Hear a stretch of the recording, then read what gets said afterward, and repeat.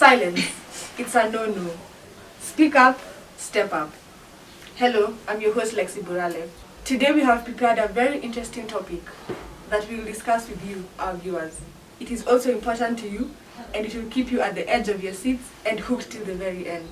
To help us with this discussion, we'll have guests from year 9 through to year 12 to discuss the topic, bullying. October is Bullying Prevention Month, and at Crawford we are taking this time to speak against the topic bullying. Hello guys, and I'm your host Abigail Gitoa, and as my fellow co-host has just stated, we'll be talking about bullying and what effect it has to our generation today. So, what is bullying? Bullying is the repeated behavior towards someone in the seek to harm or to intimidate. In our discussion today, we'll be discussing in details types of bullying, overcoming bullying, and we'll have our fellow students to talk to us about this harrowing experience. Join us and step up. To help us with this discussion, we are joined with our lovely guest, Mukami Nyaga, Year 10, Abel Mutua, Year 12, Keza Lalani, Year 12, and John Boro, Year 9. We're going to start off with Mukami Nyaga, who will be talking about cyberbullying. So, Ms. Mukami, what is cyberbullying? Cyberbullying is harassment or bullying through digital technologies. This can be on social media platforms and messaging on gaming platforms. Thank you very much, Ms. Mukami. So what do you think starts cyberbullying? I personally believe that insecurities start cyberbullying. So when people are on social media, let's say Instagram for example, if they follow someone who maybe posts pictures about themselves or something that they're talented in, like singing or photography, and they personally feel insecure because they do not have those traits or skills, they may feel the need to leave hurtful comments on that person's post, in aiming to make them feel maybe at the same level as them or less insecure about it. Thank you very much, Ms. Mukami. So, how do you think us as peers can stop cyberbullying? We should all be thoughtful and careful about what we share or post or comment. We should all be inclusive as we post, and we should be careful not to hurt others with our words. Thank you very much. And what effect do you think cyberbullying has on the victims who have been bullied? I think the victims definitely have a hard time. They experience effects mentally, even physically, emotionally, such as maybe feeling tired, feeling fatigued. They may lose interest in the things that they were once interested in. For example, if it's singing and they were getting negative comments on their singing after posting about it, so they may feel shy posting about their singing even if they are genuinely interested in it or more. Thank you very much, Ms. Mukami. Over to you, Lexi. Next we have Mr. Abel Mutua, who will be talking about physical bullying. So Abel, in your own words, what is physical bullying? Physical bullying is when an individual goes out of their way to cause any sort of harm to a specific individual, someone who they are targeting for their own reasons. Well said, Abel. And how do you differentiate between physical bullying and bantering amongst peers? So for us, I think it's best to define bantering. Bantering is the exchange of comments. It's usually friendly at first, the exchange of friendly comments between peers, but then it can escalate to teasing and then lead to both peers or one just getting hurt. And physical bullying is when an individual goes out of their way to inflict damage onto another individual. And Abel, do you think bullies are people who have been bullied before? In most times, it is the case. Most bullies have gone through some form of bullying in the past, and they decide to take out their anger on others because of the previous bullying they've gone through, losing any sense of power and control in their lives. So what they do is go out into whatever environment they're in, whether it be in school or home environment and decide to gain back that power by taking action such as bullying. Thank you for that, Abel. Back to you, Abi.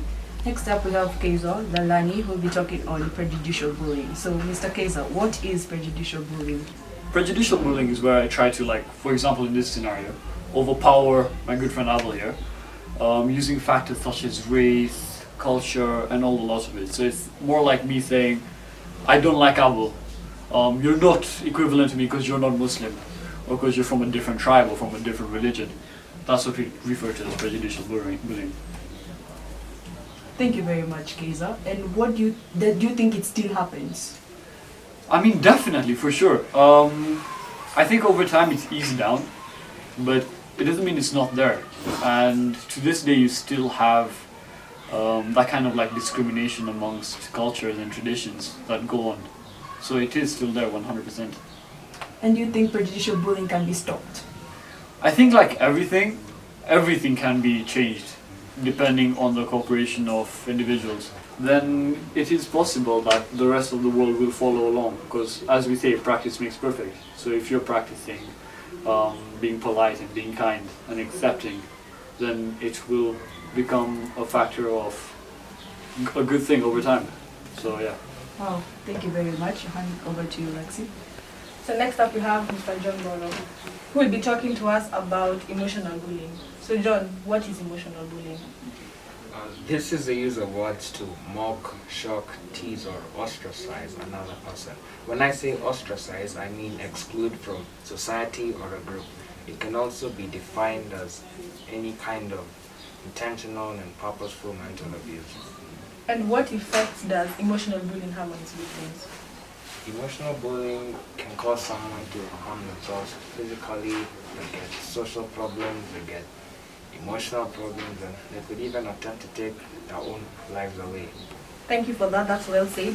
And do you think emotional bullying is the worst kind of bullying because not only does it affect you psychologically, but also your whole being? It can be. It depends on how much the victim can handle emotionally. Bullying in the long term can hurt someone more than physical harm would, and it can affect someone in the short term and later on in their life. So yes, it can be. Thank you for that. Over to you, Abby. I'll go back the question back to Mukami, and she'll be talking about sexual bullying. So Mukami, what is sexual bullying? Sexual bullying is harassing or bullying someone based off of their sexual preference, their body, or their sexual activity. Thank you very much. Do you think boys or girls experience more bullying than boys? I definitely do think it is more prevalent among girls and women. A survey conducted in Europe showed that 81% of women reported to have experienced sexual bullying, while only 33% of men reported to experience the same. And do you think some boys don't realize it when they're sexually abusing a girl? Yes, because of how normalized some of these actions are, such as catcalling. Catcalling happens so often, it's so normal, so some boys may think that, it's normal to do, and they won't know that that action is a way of sexually harassing a girl. So for me personally, I've learned a lot from today, and I'd like you guys to take something out of this also. So I would like to share some words said by Michael Fox, and he said, one's dignity cannot be assaulted or cruelly mocked unless it is given up. So we should all know, even though we are being bullied, we should also take into account that also these people are people, and we shouldn't let other people put us down regardless of what the situation is.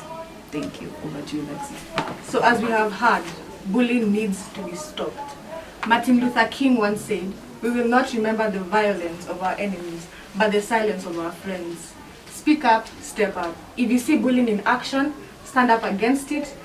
You can reach out to a teacher, your parents, a friend, or someone you trust and you can confide in. We'd like to take this opportunity to thank our guests for their thoughts and their shares. We would also like to thank you, our viewers, because this would not be possible without you. We would also like to thank Crawford International School for giving us this platform to share and to educate people. And above all, we would like to thank God. Stay safe and be blessed.